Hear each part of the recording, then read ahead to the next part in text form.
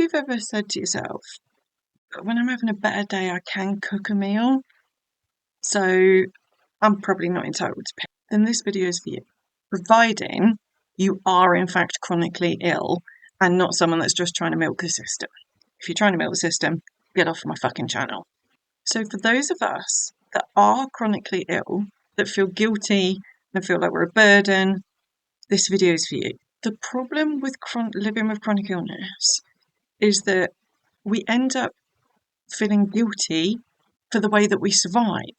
And I'm going to show you why your guilt is not only wrong, but how it gets used against you within PIP.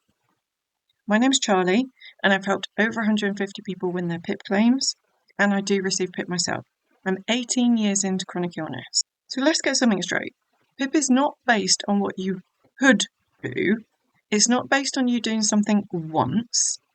It's not based on you pushing yourself to do it and then suffering during and after. Think Scar, the line at the Lion King. PIP is about, are you safe, consistent, and reliable?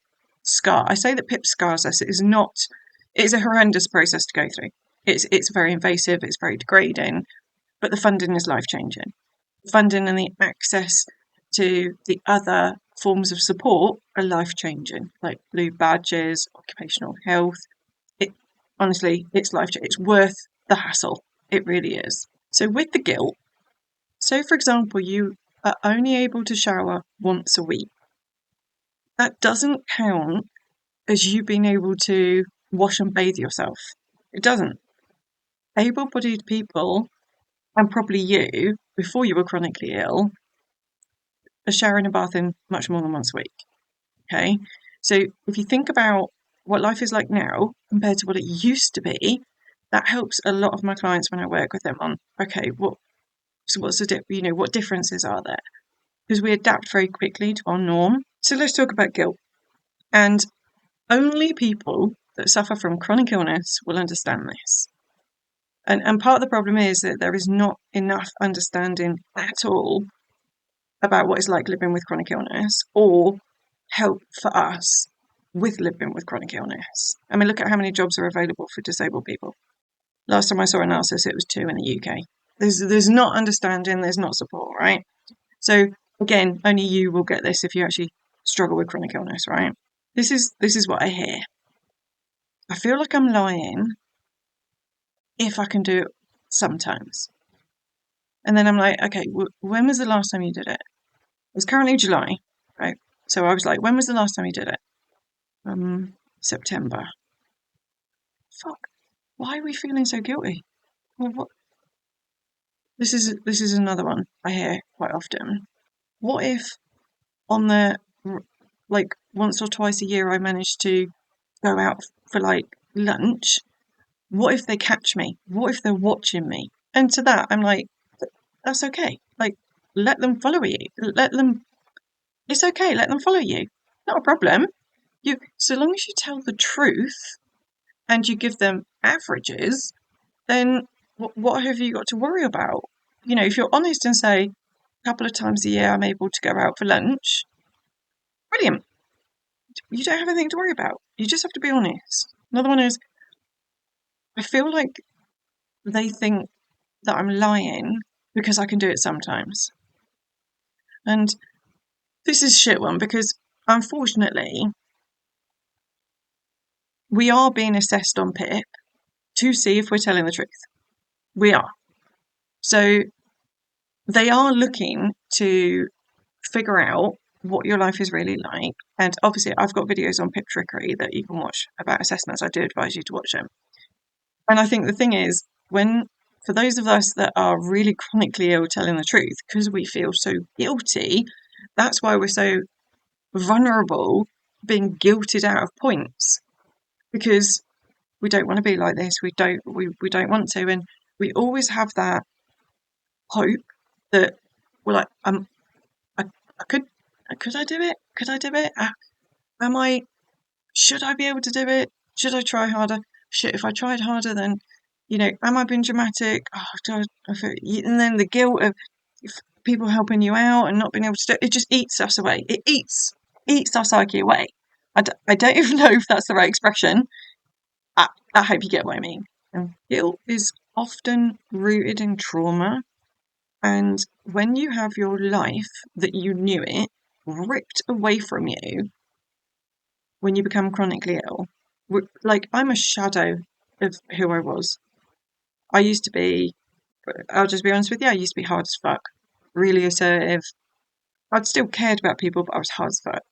You know, I was a female in a male industry. I was a transport specialist. I was working in Africa as a humanitarian worker. I was absolutely going to be a mum.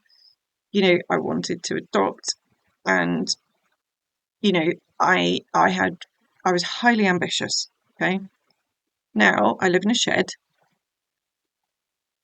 with my assistant's dog and Matilda. I didn't get to have a family. I don't get to see my friends. I battle every day just to have energy to try and keep myself afloat with money, just to try and cover the fucking bills, just like you are. It's horrendous, horrendous, and I don't understand why with humans that trauma means that we feel this horrendous guilt and and I like masking. Oh my god, I had no idea. You know how like most people are shit at poker. But when I work with my clients, by the way, all the links are in the description. Like there's links to the free newsletter that I do I try and do weekly, and that I do more regular PIP updates on. There's free stuff on the website. There's that test if you're not sure if you're entitled to PIP, you do have to pay for that. There's the what else is there? Instagram. There's the consultancies all down in the description. Um, anyway, oh, there's a new free test that you can do to see where you are or whether you're PIP ready. It's free. There's links below. Oh God, I forgot what I was saying now. Yeah, so masking, right? So most people are crap at poker. Okay, so I'm like, oh, you know, not very good at hiding your thoughts. When I work with clients, and I obviously we're talking through a lot. We spend hours talking. Where I'm trying to figure out what their life is, figure out what how it links within PIP, and the amount of times where I'm like, your ability to mask is unbelievable, unbelievable. I had no idea, and it's just the fact that we've learned that in order to survive, to hide what we're truly feeling, because it's not really acceptable. People don't want to hear it, do they? They don't want to hear. How are you? Oh, I'm in really bad pain. How are you? I'm really bad pain. Oh, my pain's really bad. Then you're deemed as a moaner. When it's just so difficult. So with the whole guilt thing, it's like when we are able to do something, especially if it's something nice. Like for example, I got a watering can. I went to the water butt. It's like literally 10 steps that way. Half filled the watering can. That I was being, where you think, be all right. I was all right. Half filled the watering can, and then I watered some potted plants. I felt guilty. I was like, what if someone's watching and they get a photo and they're like, look, she's not really chronic. Look at her. She's walking around with a watering can. She can do it. And then we feel like we've got to explain ourselves. Like I'm literally doing to you now. Like, why do we feel like this? It's horrendous. It's hard enough as it is without living with this guilt. What is important, and I have to remind myself of this. So, please don't think that I'm good at this, right? I have to constantly remind myself of this. Having moments where I can achieve something extremely basic, like washing my hair maybe once a month.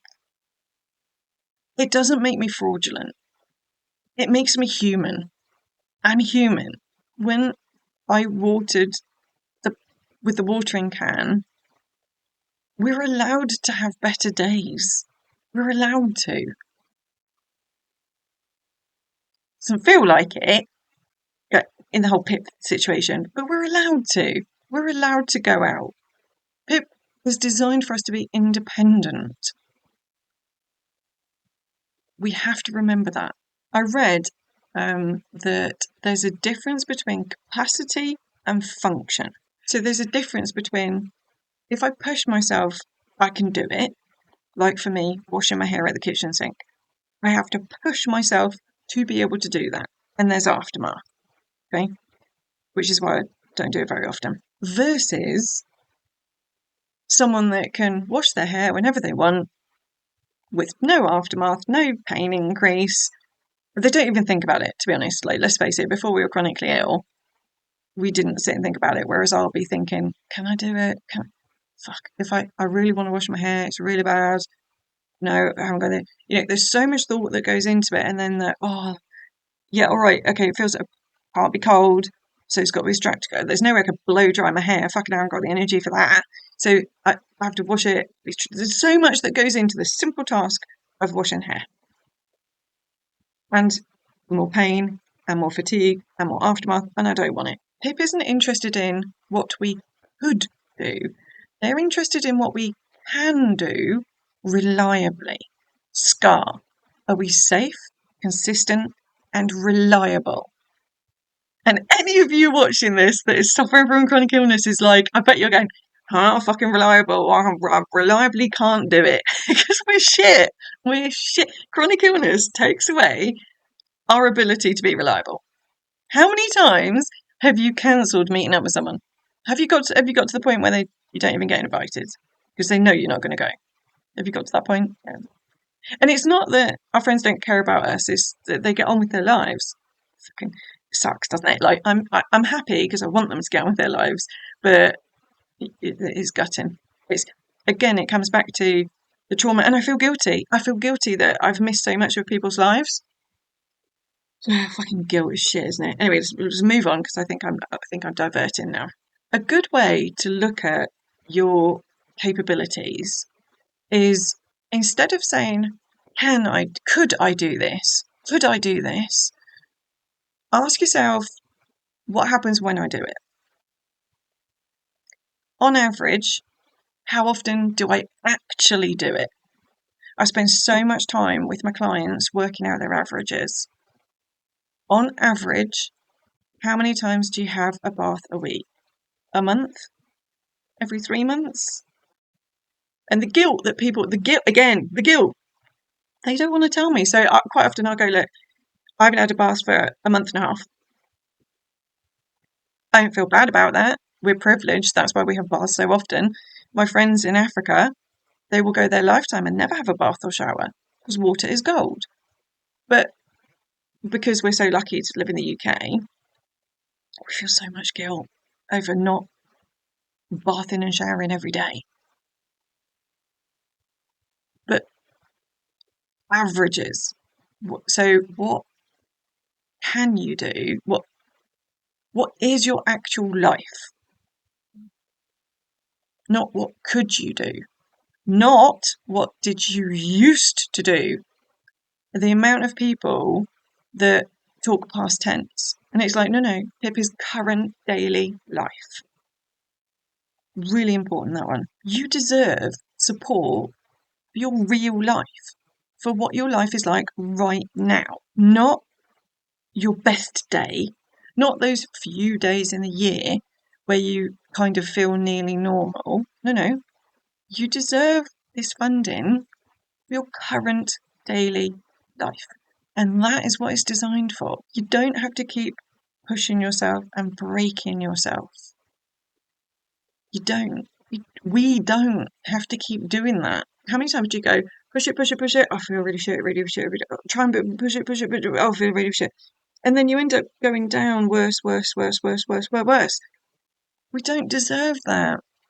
It's a reasonable request to have semi-decent quality of life. Another thing I was thinking is, if you're feeling guilty, you don't want the funding, all you want is to get your life back. All you want is to be able to work normally and to actually maybe spend time with family and friends, as a bonus, then you probably find you're entitled to PIP.